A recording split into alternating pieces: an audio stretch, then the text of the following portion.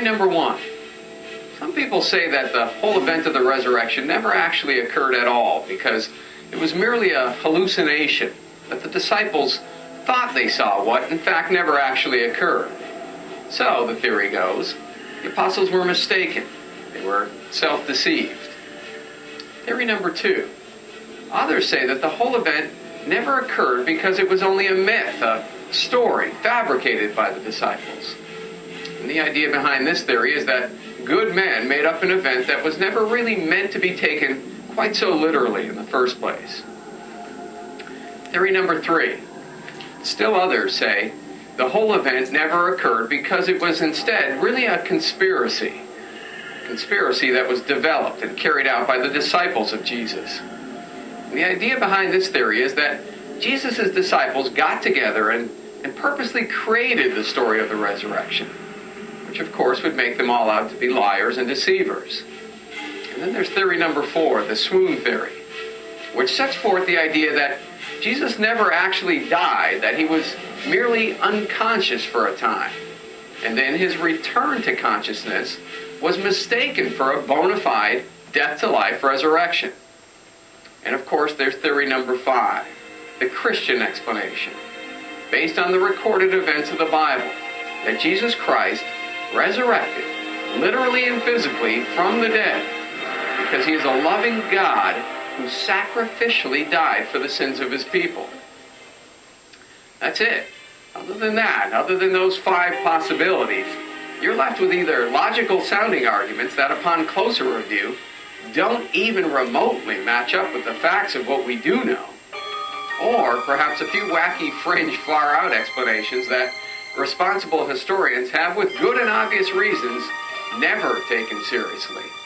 Explanations like Jesus was really a Martian from another planet, or that he never really existed at all because the whole Bible was made up as a fantasy novel by a group of simple fishermen, which frankly really would be a miracle. Well, anyway, the point is, if you're willing to be intellectually and morally honest with yourself, all of the five theories are in fact logical possibilities. And so, all five should be given their just day in court. Each one should be fairly investigated and seriously considered. And by the way, that includes fairly investigating and seriously considering theory number five, Christianity. You can't rule it out just because you have a pre-existing bias against it, or because you're comfortable with your own religion. So we're going to look at all five, and here's the reality of the situation.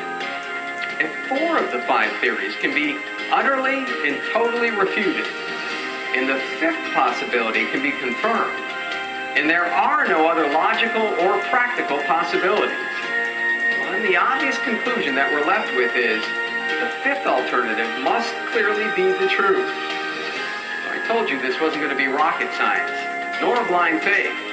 This is going to be a simple, verifiable, and very factual look at a historical event that has intense ramifications for all of us. Let's do that right now. Let's look at the facts. And as we do, I think you'll realize that most people have fallen into the trap that because the resurrection of Jesus Christ happened over 2,000 years ago, it is therefore not directly observable, that somehow rules out the possibility of using empirical evidence to prove or disprove the case. Well, some of you are going to be surprised to find out it doesn't. The fact that we can't visibly observe the resurrection does not mean we can't use empirical data, hard facts, to confirm it. Because we're going to use data and hard facts that are directly observable to plainly show that there is only one possible conclusion that any of us can draw from that hard data. So I'm going to walk you through each theory one at a time, and I'm going to do it in this order. I'm first going to take you from the simplest, least popular, and most easily refuted to the most confusing and most popular and most complexly refuted. So the order will be the swoon theory, the conspiracy theory, the hallucination theory, and then finally the myth theory.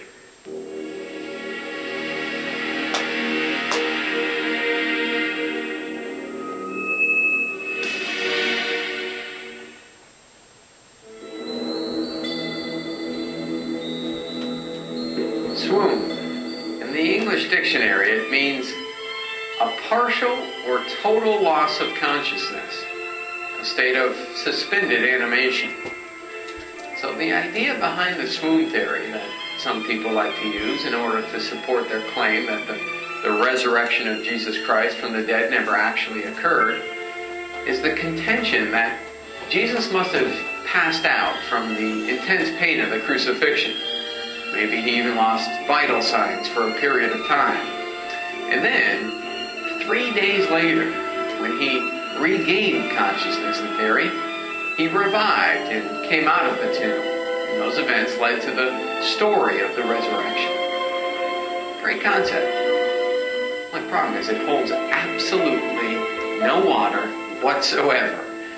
In fact, there are at least 8 reasons why the swoon theory cannot possibly be true. Reason number 1, plain and simple, Jesus could not have survived the crucifixion. Roman procedures were very careful to eliminate that possibility.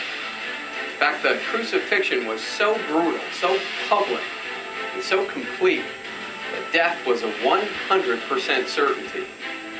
In fact, at the time Jesus of Nazareth was crucified, there was such a preoccupation with making sure that all of the prisoners who were crucified that Roman law even laid the death penalty on any soldier who let a prisoner escape in any way. So the point is, it never happened. No one was ever crucified and survived. Ever. So you can forget that possibility. But let me give you just a handful of other reasons why the swoon theory is complete fantasy.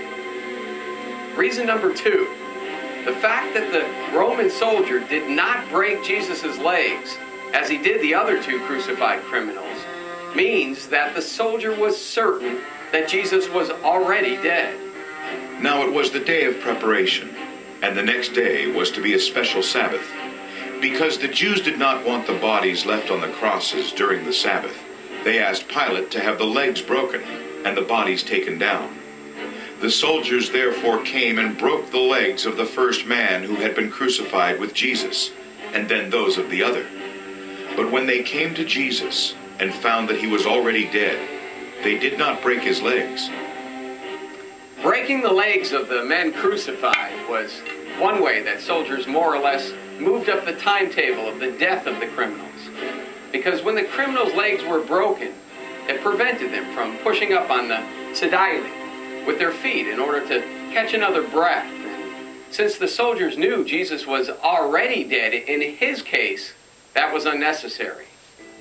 Death in crucifixion was hastened by the breaking of the legs of the victim. This procedure, called crurifracture, prevented the ability of the victim to take in a good breath. Death would occur quickly from suffocation. In Jesus' case, he died quickly and did not have his legs broken, which, through no coincidence, fulfills one of the prophetic requirements of the Passover lamb, that not a bone shall be broken. To confirm that the victim was dead, the Romans inflicted a spear wound through the right side of the heart. When pierced, the sudden flow of blood and water came from Jesus' body. Reason number 3, John, an eyewitness, certified that he saw blood and water come down from Jesus' pierced side after a soldier stabbed him with a spear. Instead, one of the soldiers pierced Jesus' side with a spear, bringing a sudden flow of blood and water. The man who saw it has given testimony, and his testimony is true. He knows that he tells the truth, and he testifies, so that you also may believe. Reason number 4, the body itself was completely encased in winding sheets and entombed. So to breathe would have been literally impossible, even if Jesus had somehow miraculously survived the crucifixion. Later, Joseph of Arimathea asked Pilate for the body of Jesus. Now Joseph was a disciple of Jesus, but secretly, because he feared the Jews. With Pilate's permission, he came and took the body away.